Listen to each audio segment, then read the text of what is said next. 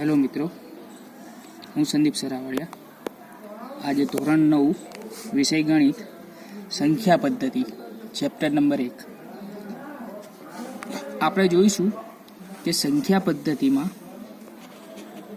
અલગ અલગ સંખ્યાઓનો અભ્યાસ કરવાનો છે. આપણા રોજિંદા જીવનમાં આપણે દરેક જગ્યાએ સંખ્યાનો ઉપયોગ કરતા જોઈએ છીએ. બરાબર.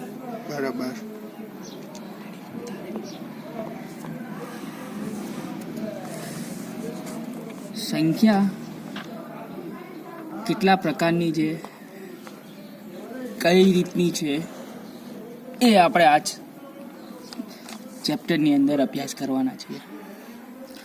તો ચલો ચાલુ કરીએ. પ્રથમ છે પ્રાકૃતિક સંખ્યાઓ.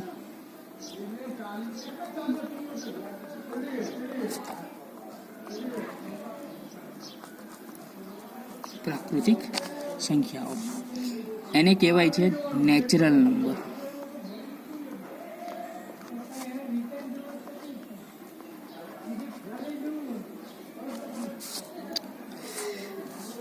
તો કે પ્રાકૃતિક સંખ્યાઓ કોને કહીશું? જે આપણી પાસે સંખ્યાઓ છે 1, 2, 3, 4 થી લઈને અનંત સુધીની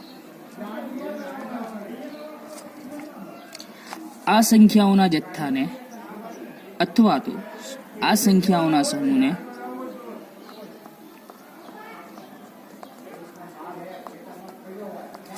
સમૂહને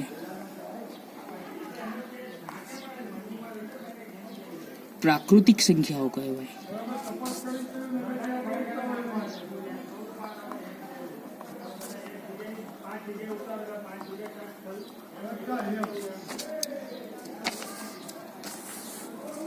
આ સમૂહને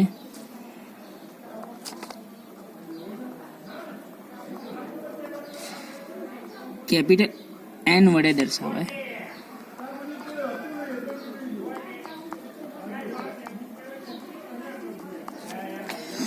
તો કેપિટલ N ની અંદર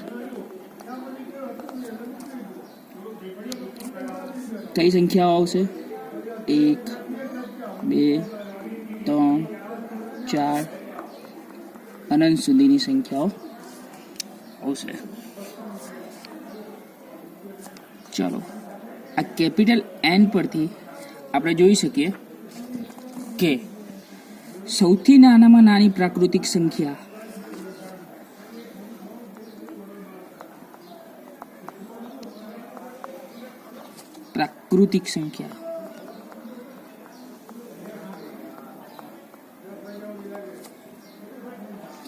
એ 1 છે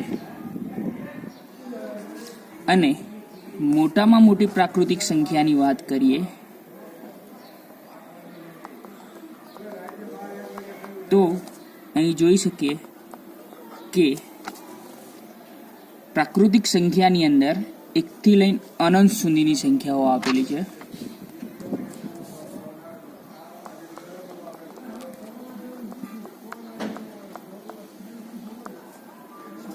અનંત સુધીની સંખ્યા આપેલી હોવાથી મોટામાં મોટી પ્રાકૃતિક સંખ્યાનું અસ્તિત્વ નથી. એટલે આપણે મોટામાં મોટી પ્રાકૃતિક સંખ્યા કઈ છે એ કહી શકીએ નહીં.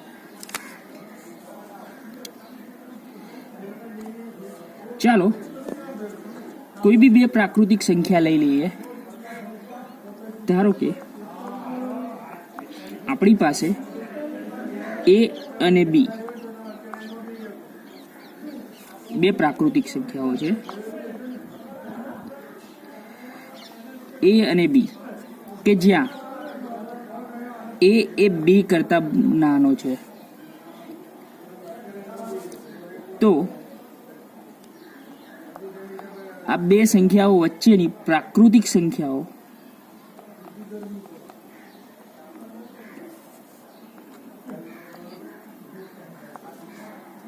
શોધવા માટે આપણે B - A - 1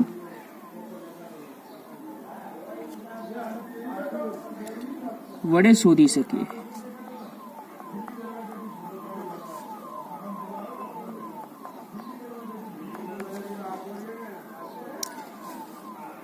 દાખલા તરીકે આપણે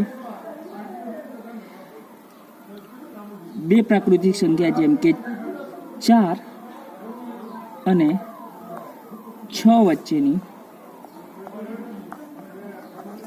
પ્રાકૃતિક સંખ્યા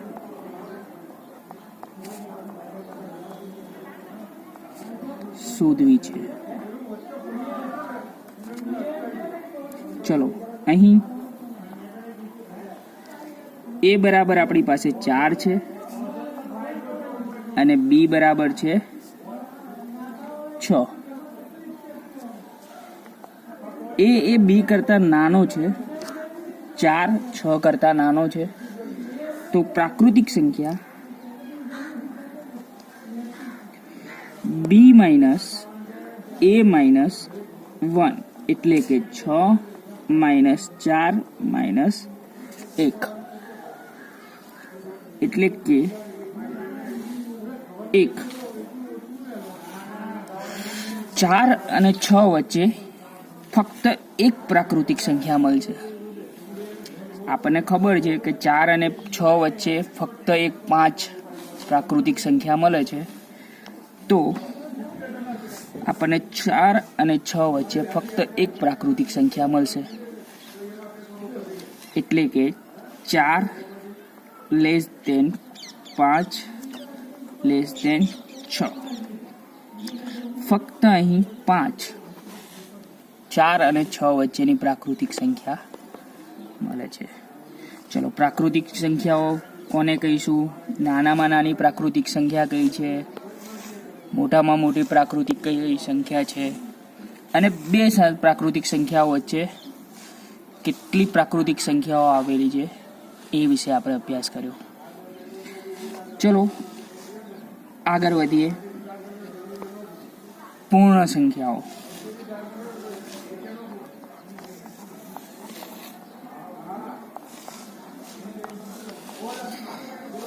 આ પૂર્ણ સંખ્યાઓને આપણે વોલ નંબર કહીશું.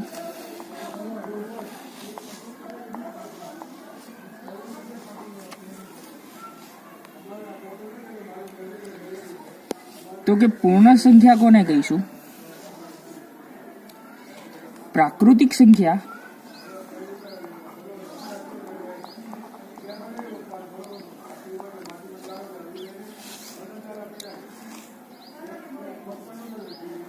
અને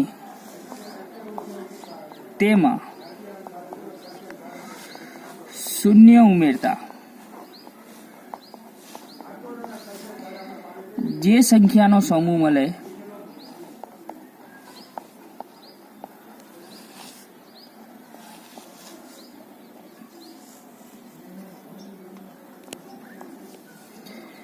તેને પૂર્ણ સંખ્યાઓ કહેવાય. પૂર્ણ સંખ્યાને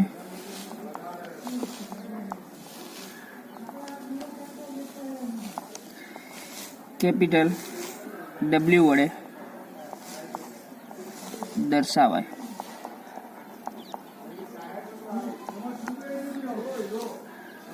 તો આપણે જોઈ શકીએ કે W ની અંદર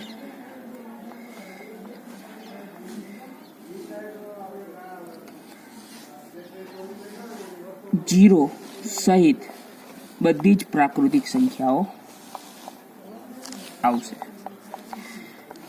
એટલે કે પ્રાકૃતિક સંખ્યામાં 0 ઉમેરો એટલે આપણને પૂર્ણ સંખ્યાઓ મળશે. હવે અહીંયા આપણે જોઈ શકીએ કે સૌથી નાનામાં નાની પ્રાકૃતિક સંખ્યા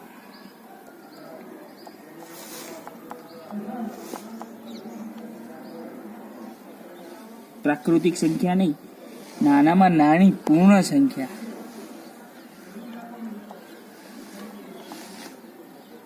કઈ મળશે આપણને? 0. અને મોટામાં મોટી પ્રાકૃતિક સંખ્યાની વાત કરીએ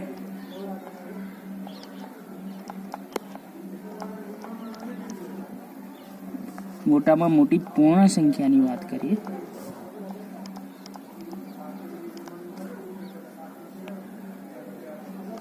તો એનું અસ્તિત્વ જ નથી. કેમ કે આપણી પાસે સંખ્યાઓ 0 થી લઈને અનંત સુધીની છે. એટલે કે મોટામાં મોટી પૂર્ણ સંખ્યા કઈ મળશે એ આપણે કહી શકીશું નહીં. હવે ધારો કે આપણી પાસે બે પૂર્ણ સંખ્યાઓ છે, A અને B.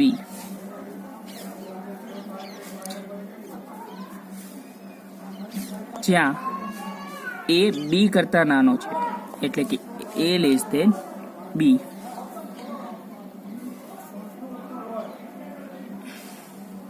બંને પૂર્ણ સંખ્યાઓ છે,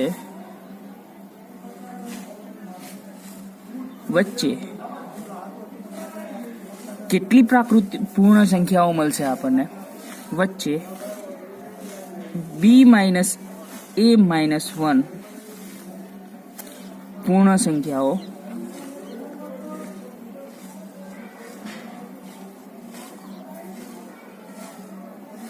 મળશે. અગાઉ આપણે જોઈ ચૂક્યા છીએ કે બે પ્રાકૃતિક સંખ્યાઓ વચ્ચે કેટલી પ્રાકૃતિક સંખ્યા મળે. એ જ પ્રમાણે બે પૂર્ણ સંખ્યાઓ વચ્ચે કેટલી પૂર્ણ સંખ્યા મળે એ આના પરથી આપણે શોધી શકીશું. આગળ વધીએ તો કે પૂર્ણાંક સંખ્યાઓ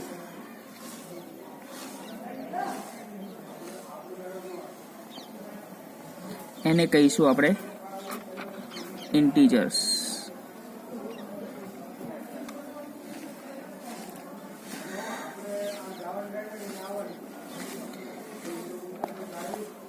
તો કે પૂર્ણાંક સંખ્યાઓ કોને કહીશું? પ્રાકૃતિક સંખ્યાઓ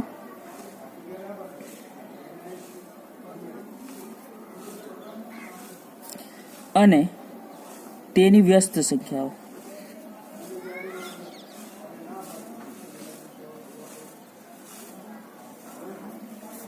અને શૂન્ય મળીને જે સંખ્યાનો સમૂહ બને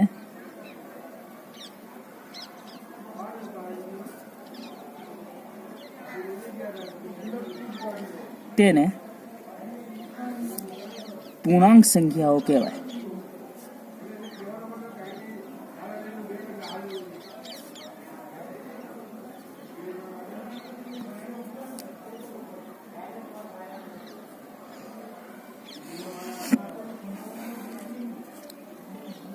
આ સંખ્યાઓના સમૂહને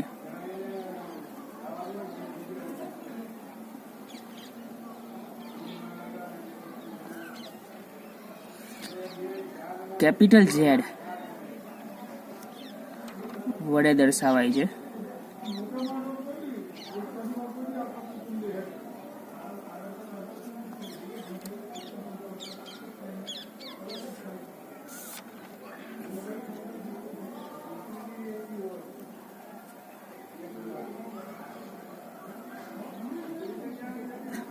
આ Z એ જર્મન ભાષાના શબ્દ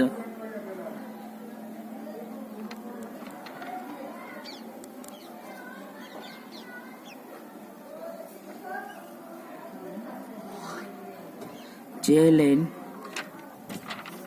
પરથી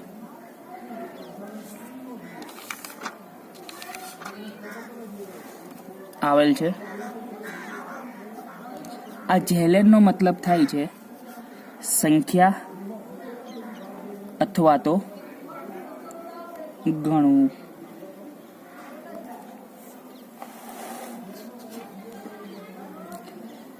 હવે જોઈએ કે ઝેડની અંદર કઈ કઈ સંખ્યાઓ છે. આપણે વાત કરી એ પ્રમાણે પ્રાકૃતિક સંખ્યાઓ 1 2 3 4 થી લઈને અનંત સુધી, અને એની વ્યસ્ત સંખ્યાઓ એટલે કે -1 -2 -3 ક્યાં સુધી? તો કે અનંત સુધી. અને સાથે લઈશું 0, એટલે કે z ની અંદર પ્રાકૃતિક સંખ્યાઓ, શૂન્ય અને પ્રાકૃતિક સંખ્યાઓની વ્યસ્ત સંખ્યાઓનો સમાવેશ થાય છે.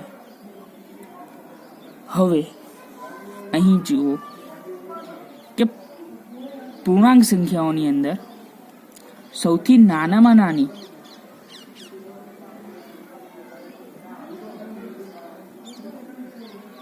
પૂર્ણાંક સંખ્યા અને મોટામાં મોટી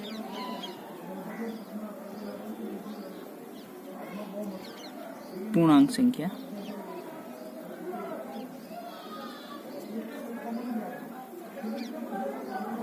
નું કોઈ અસ્તિત્વ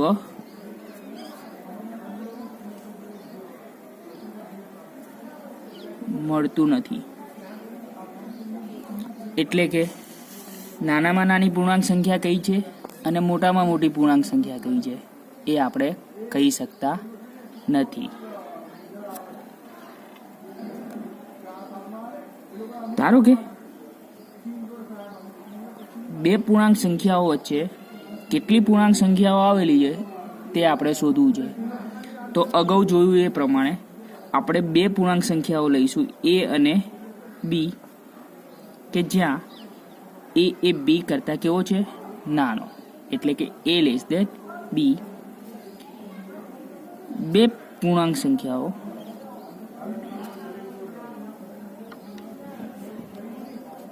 વચ્ચે b માઇનસ a માઇનસ 1 પૂર્ણાંક સંખ્યાઓ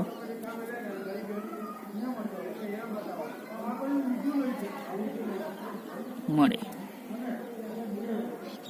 જે આપણે અગાઉ પ્રાકૃતિક સંખ્યા અને પૂર્ણ સંખ્યાઓ માટે જોયું. ચલો આગળ વધીએ. સમમેય સંખ્યાઓ.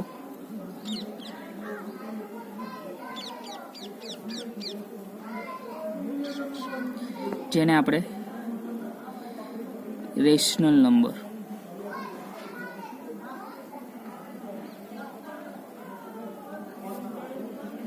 તરીકે ઓળખીશું. જેને આપણે રેશનલ નંબર તરીકે ઓળખીશું. તો કે સમમેય સંખ્યાઓ કોને કહીશું? જો p અને q પૂર્ણાંક સંખ્યાઓ હોય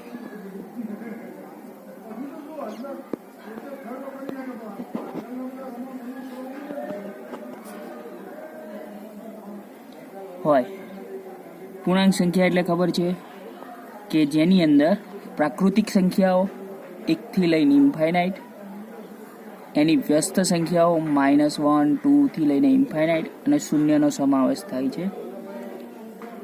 અને q એ શૂન્યતર પૂર્ણાંક સંખ્યાઓ હોય.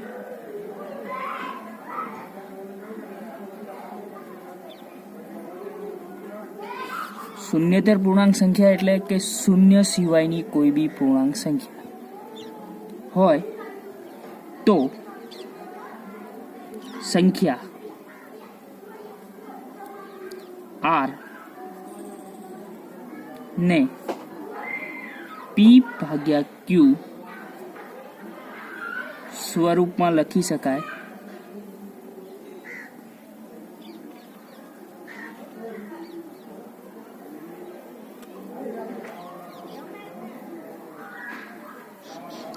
તો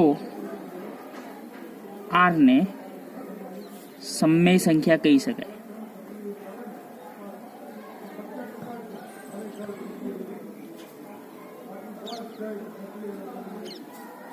એટલે કે r ને આપણે કયા ફોર્મમાં લખવાનું છે? p ભાગ્યા q.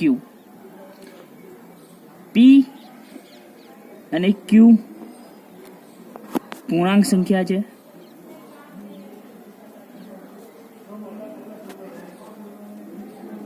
પણ ક્યુ કેવું નથી? શૂન્યતર. એટલે કે ક્યુ ની કિંમત 0 ક્યારેય હોવી જોઈએ નહીં.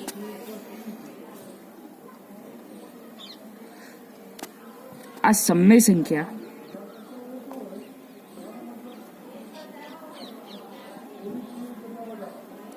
ઓના સમૂહને કેપિટલ ક્યુ વડે દર્શાવાય.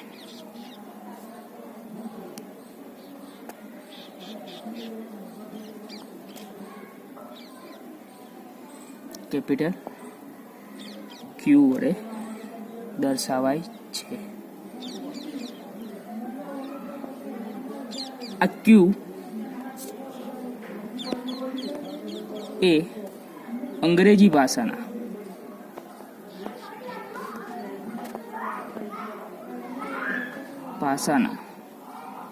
શબ્દ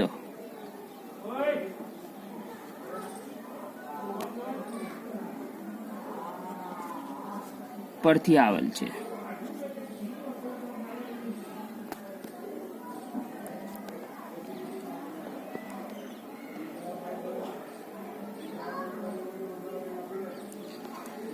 ચલો આગળ વધીએ તો કે નાનામાં નાની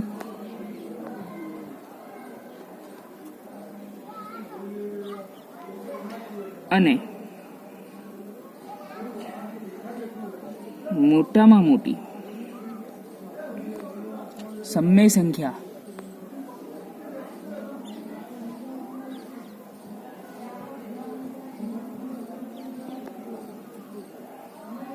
નું અસ્તિત્વ નથી.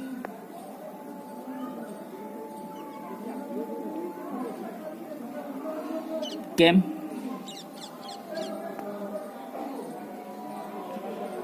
કે સમય સંખ્યાઓ કેવી છે?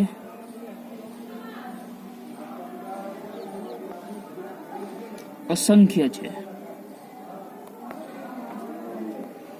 અને અગાઉ આપણે જોયું એ પ્રમાણે કે પૂર્ણાંક સંખ્યાઓમાં નાનામાં નાની અને મોટામાં મોટી પૂર્ણાંક સંખ્યાઓનું કોઈ અસ્તિત્વ નથી.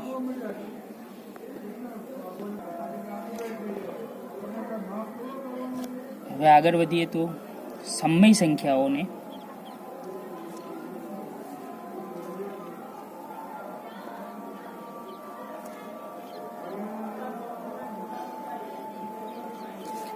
પી અને ક્યુ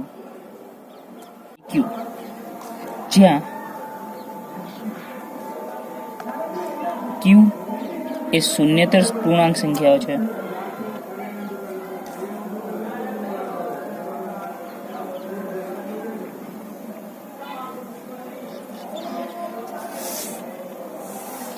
સમય સંખ્યાઓ પી અને ક્યુ પૂર્ણાંક સંખ્યા હોય અને ક્યુ એ શૂન્યતર પૂર્ણાંક સંખ્યા હોય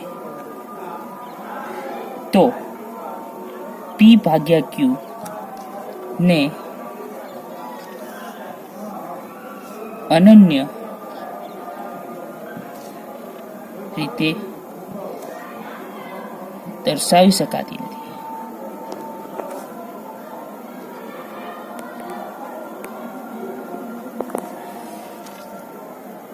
અનન્ય રીતે દર્શાવી શકાતી નથી એટલે કે કોઈ એક સંખ્યા તરીકે દર્શાવી શકાતી નથી. જેમ કે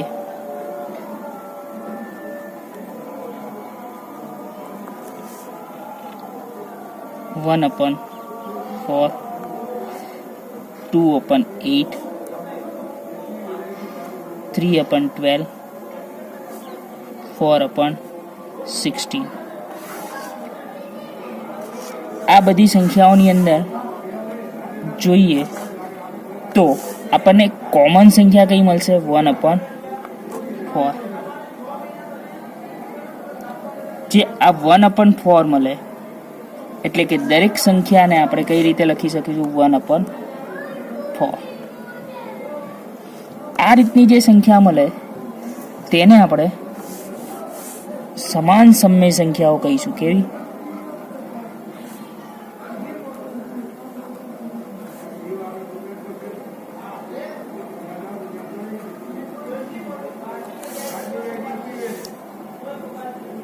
ચાલો હવે બે સમય સંખ્યાઓ વચ્ચે કેટલી સમય સંખ્યાઓ મળશે એના વિશે જાણીએ.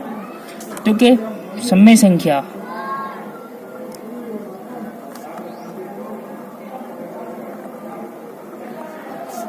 એ અને બી વચ્ચે, એટલે કે આપણી પાસે કેટલી બે સમય સંખ્યાઓ છે? બે સમય સંખ્યા એ અને બી, જ્યાં એ લેસ ધેન બી, એટલે કે એ બી કરતા નાની છે, ની વચ્ચે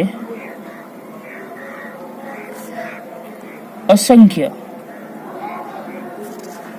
સમય સંખ્યાઓ મળે.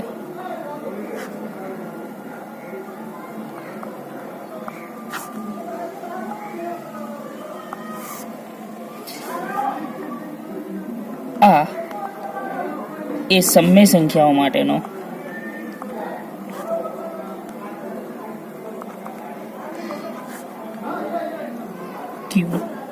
માટેનો વિશિષ્ટ ગુણ છે.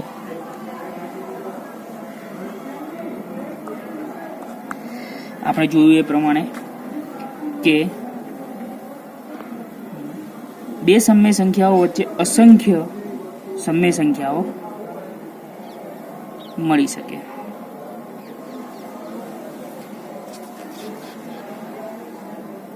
આગળ જાણીએ સમય સંખ્યાઓ વિશે. બીજું તો દરેક પ્રાકૃતિક સંખ્યા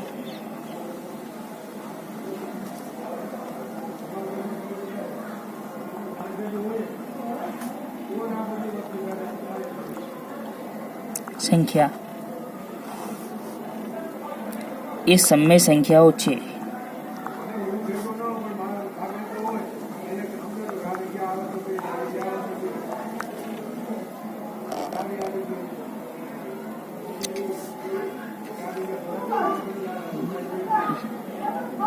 જોઈએ કે પ્રાકૃતિક સંખ્યાઓની અંદર એક, તો એકને 1/1 વડે દર્શાવી શકાય. 2 ભાગ્યા 1, 3 ભાગ્યા 1. એટલે કે દરેક પ્રાકૃતિક સંખ્યાને p ભાગ્યા q ના સ્વરૂપમાં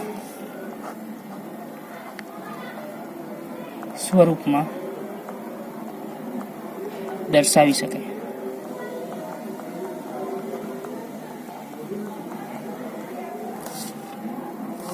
જ્યાં q એ શૂન્યતર પૂર્ણાંક સંખ્યા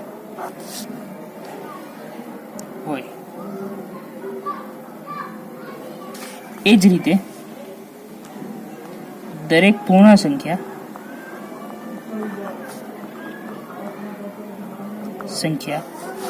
અને પૂર્ણાંક સંખ્યા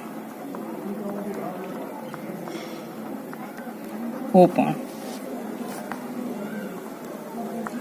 સમય સંખ્યા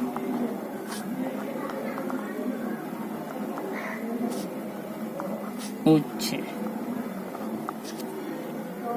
દરેક પૂર્ણાંક સંખ્યા અને પૂર્ણ સંખ્યા અને પૂર્ણાંક સંખ્યાઓ સમય સંખ્યાઓ છે. આ સમય સંખ્યાઓનું દશાંશ સ્વરૂપ લઈએ તો કે સમય સંખ્યાઓ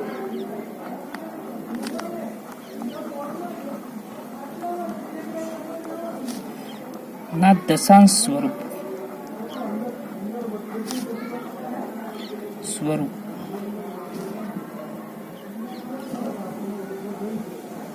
શાંત અથવા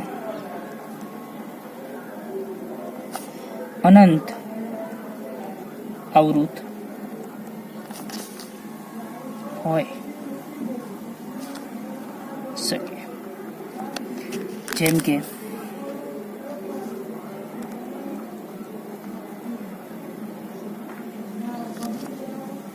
1/5 એને આપણે દશાંશ સ્વરૂપમાં લખીશું 1/2.